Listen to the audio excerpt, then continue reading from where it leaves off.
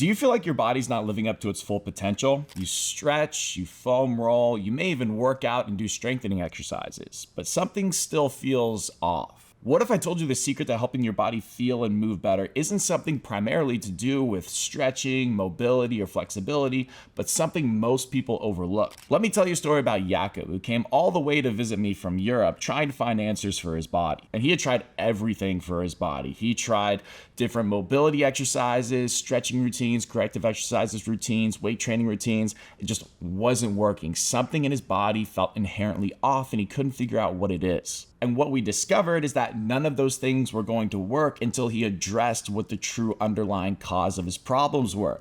And that was the concept of what we're going to talk about in this video, and that is grounding. So here's the thing. If we're trying to stretch or do mobility drills, what are we really trying to do? We're trying to open up more space for movement that was previously restricted, right? Now, let's say you do open up some movement at your hips. Well, your foot is the thing that needs to interact with the ground and be connected to the earth for you to be able to express that movement in the first place. You could have all the mobility up top at your hips, but if your foot can't interact with the ground to properly shape change to accommodate what your hips are trying to express, then it won't matter. And that was Jakob's problem. He was unlocking mobility at his hips and maybe even his upper body, but his foot was in a position and stuck in a certain shape that wouldn't allow him to express that mobility into the ground. And that's really what matters if we want to actually move in a functionally healthy way. And so many of you out there that are watching this video that feel just unstable or just unhealthy within your movement, or just something doesn't feel quite right, it's very likely you have a problem with this concept of grounding. Looking at Jakob's feet, it was clear to me that he didn't have the ability to express proper pronation of the foot or lowering of the foot arch. This pronation is necessary for him to express internal rotation. As the knee goes over the toe in the gait cycle, or just in general, this bone, this tibia bone, needs to internally rotate. That's associated with internal rotation at your hips as well. So if he wants to express internal rotation mobility, which is a large part of our movement cycle, then we have to be able to express the ability for the foot arch to properly flatten in a genuine way. And he also struggled to properly supinate or raise his foot arch on one side. And what needs to happen when the foot arch rises is this tibia bone needs to turn out. And that's external rotation of the tibia. External rotation is also expressed at the hips. And again, external rotation is a huge part of our movement cycle. So if we can't express supination of the foot, we cannot properly express external rotation anywhere in our lower body. Addressing the foot's ability to properly connect with the ground was the thing that completely changed Jakob's life in just a week being here working with me. And you could see the change in even his low back posture in that short period of time. These results did stick, and you can hear from him his experience going through this process and also much more detail about it by watching that case study. I'll link it down below in the description. But the general idea is we need to be able to connect the foot properly to the ground for us to be able to feel, well, grounded and utilize the foot shape change we need to express mobility throughout our body, not just the lower body. It also applies to the upper body as well. Let's get a little bit more nuance as to what grounding actually is, so that way we can understand how we can train it and improve how we feel and move.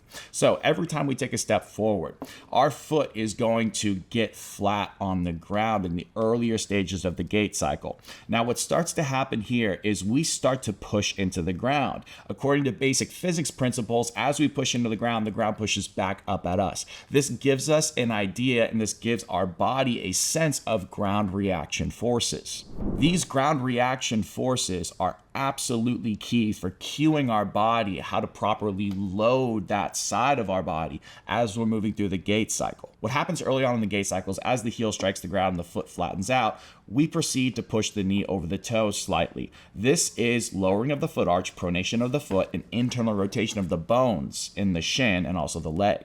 This is essentially us applying the brakes down into the earth, so that way we can slow the advancement of this side forward. And then what starts to happen is the knee starts to lock out more, and we start to turn our pelvis towards this side. This is going to result in the foot arch raising up from its previously lowered state. So we need to achieve this higher arch position paired with external rotation of the tibia, shin, and also the leg, the femur. No matter if we're lowering our foot arch or raising our foot arch, there are three main points of contact we always need to keep no matter what. That is your heel, your base of the big toe, which is your first metatarsal head, and also your fifth metatarsal head, or the base of your pinky toe. So to properly connect our foot to the earth and deal with those ground reaction forces of us pushing into the earth and the earth pushing back up at us, we need to make contact of those 3 points and train force being applied into the ground. The problem is sometimes people can get those foot contacts, but they're putting force into the ground using their low back. They're stabilizing with their necks. They're doing it in a compensatory way. Now let's consider what's happening at the upper body, because I did mention there's a component of that as well. When we take a step forward and we load our body weight onto that side, the abs should work to help pull us over to that side, to help compress our rib cage and our trunk, to help us properly load and stack our weight on that side. So to summarize, what we need to train are these 3 points of contact in the presence of producing force and using our abs to help us create that proper compression of our trunk, because that's what proper grounding is. The problem is some people can find these 3 points of contact, but they do it and they create those compressive forces using their backs or their necks or some other compensatory mechanism or strategy. If this video is helping you understand your body and movement in a way that you potentially haven't considered before, it would mean a lot to me in the channel if you could like, but also subscribe to the channel. I release videos like this every single week. This grounding component is an absolutely massive part of my beginner body restoration program. So if you want to see how I would take exercises and concepts like this and progress them over multiple phases and weeks of a program in a way that will sequentially build upon itself, and it will help you address so many different types of postural and movement limitations and pain, check it out down below in the description for more. And if you want something a little bit more detailed, or a course that's designed for literally the average person to understand their body's true problems, the root cause of them, and what they need to do to properly address them and fix them, check out my Own Your Body course. Viewers of this video get an exclusive 50% off from that course by clicking the link down below in the description. So in order to create and improve proper grounding, we need to be able to feel those 3 points of contact: the heel, the base of the big toe, the base of the little toe, train our abs to create proper compressive forces in our trunk, and also quiet down our necks and low backs. If we can do that, we're off to a great start, and you'll immediately feel the difference as you move and stand. And this doesn't apply to just posture and gait. Better grounding and connection to the floor is really helpful for things like lower body exercises and split squats to feel more stable. And also, these 3 points of contact are absolutely essential for pushing down into the ground to stand yourself up and extend your hip, like your glutes and your hamstrings. So oftentimes people that do this grounding work find that their glutes are more active in exercises like these split squats, and also your squat variations as well. So what you want to do is start in this position right here, where you have a perfect 90-degree bend at both your knees and also your hips.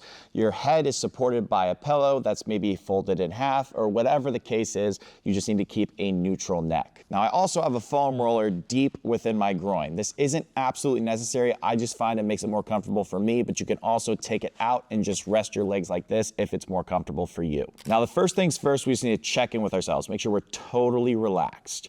Make sure there's no tension in your body whatsoever. Now, the next thing we need to do is make sure our pelvis is in a neutral position. We don't want to be arched through our rib cage to start, but we also don't want to be tucked too far underneath. You want a nice neutral position of the pelvis. Now, most people are going to benefit from doing a very slight posterior pelvic tilt and bringing the rib cage down without slouching, because most people have anterior pelvic tilt. An easy way you can get in that position is just fully exhale through your mouth.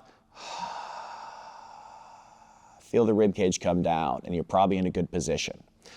Now here's the trickiest part. You need to create a little tunnel between your bottom side abs and also the floor without engaging your neck or low back whatsoever.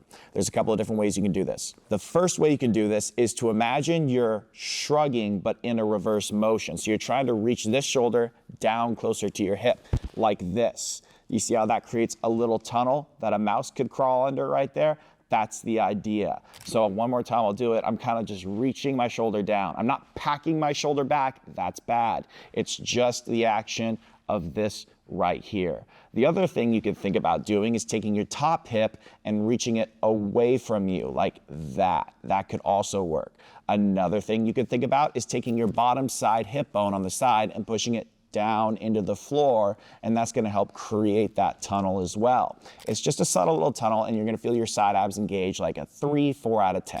But you gotta make sure your neck and low back stay 100% off. So if you're feeling them, you're trying too hard. This is not a max force production activity. I wanna make that very, very clear. This is a chill activity trying to produce the most amount of force you can in the presence of a completely relaxed nervous system. So once you create that tunnel, make sure you feel those downside side abs engaged, and make sure also your rib cage is still down. You're not flaring it. You want to make sure, again, your back is off, and make sure your neck is off. This is the portion where people like to really engage their neck, so make sure there's no tension in it whatsoever, but you still have this slight tunnel. Now here's what you're going to do. You're going to take your downside foot, and you're gonna feel those foot contacts of the inner heel, base of the big toe, base of the little toe. And you're going to just gently push into the wall with a 1 out of 10, literally a 1 out of 10. And you're gonna make sure that you can feel those points of contact connect with the wall, and you still feel your abs about a 3 or 4 out of 10, maybe even a 5. And then you're just gonna take a couple of breaths here. Feel that connection. Feel that grounding reference that we're trying to get here. In through your nose, out through your mouth, nice and relaxed like this. After a couple of breaths, maybe 2 or 3, bump it up to a 2 out of 10. See if you can do a 2 out of 10 force without losing your abs or engaging your neck or low back even a little bit. If you feel even 1% of tension in your neck or low back, you're not doing it right. So you gotta back off to the intensity that works for you.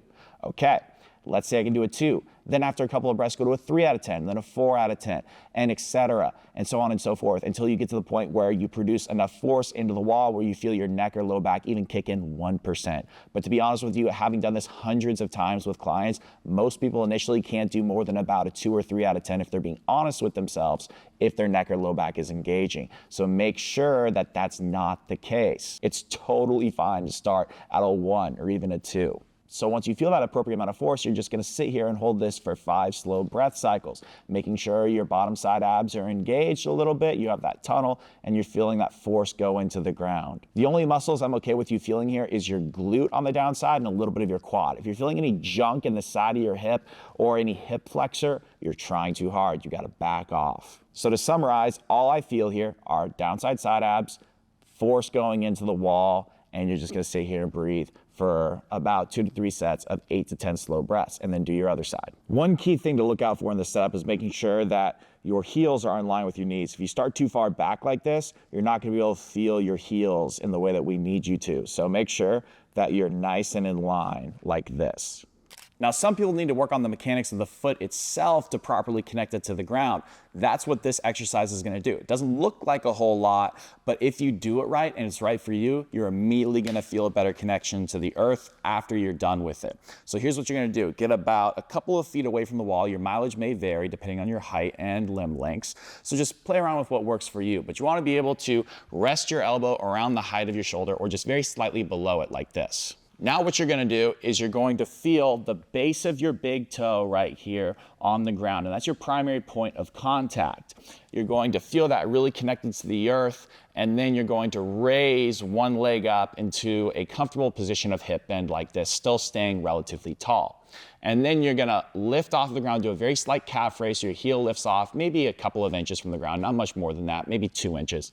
And then here's the key, with all your pressure in that big toe, base of it right there on the ball of your foot, you're gonna try to lift up your actual toe itself. So you're trying to keep the pressure through here, but lift this up. You're not actually gonna be able to do it very well, but the intention of that is going to allow you to feel muscles on your outside shin engage a little bit. And that's what we're looking for right here. You're gonna hold this for 3 sets of 30 seconds. If you're not feeling those outside shin muscles engage, make sure that your knee is pretty locked out, or make sure that you are getting a little bit further away from the wall, and you can try it like that. You're also obviously gonna feel some calf work here. Again, this is a relaxed exercise. You're feeling the muscles of your foot and shin work, but you need to stay chill through the rest of your body. This next one is an advanced progression. Only do this if you've mastered the first sideline one for a couple of days or weeks. Now, for this, you're gonna need a stable surface somewhere between the height of your mid-thigh to around your lower hip region. You're gonna take a pillow and fold it in half, or you could kind of roll up a towel, that could also work, and you're gonna wedge it deep in your hip crease as you put one leg up on that object right here. Now, I'm gonna scoot a little bit forward so that way I can get a grip on the front of this, but you wanna make sure that that pillow or whatever it is really deep in there. And then here's what you're gonna do. Keeping your hip in line with your knee and your foot, you're just going to squat down like this, taking weight off of this leg right here. But you wanna keep this leg around underneath your hip. You don't want it too far back or too far forward. You want it just kind of straight down like this. And all I'm thinking about doing is relaxing my foot and feeling myself melt over this sort of box and stable object right here. And I'm gonna feel some rounding through my back. I'm gonna relax my body as much as possible, keep my eyes up, and now I should feel like 90% of my body weight is spread over those 3 points of contact in my foot. I'm gonna play around with pushing my knee forward or backward until I feel just the slightest stretch in the back of my hip. I should never feel any pinching in the front. It should only be in the back here, a stretch. If you can't get that stretch out, it's okay. Just feel grounded and hang out here. Find what's comfortable without feeling any junk in the front of your hip. And now here's what I'm gonna do. With an open mouth, relaxed jaw, I'm gonna exhale through my mouth fully. And I'm gonna feel my rib cage compress into this pillow or towel roll. And I'm gonna really feel myself melt onto my foot more as I do that 5 to 10 second exhale.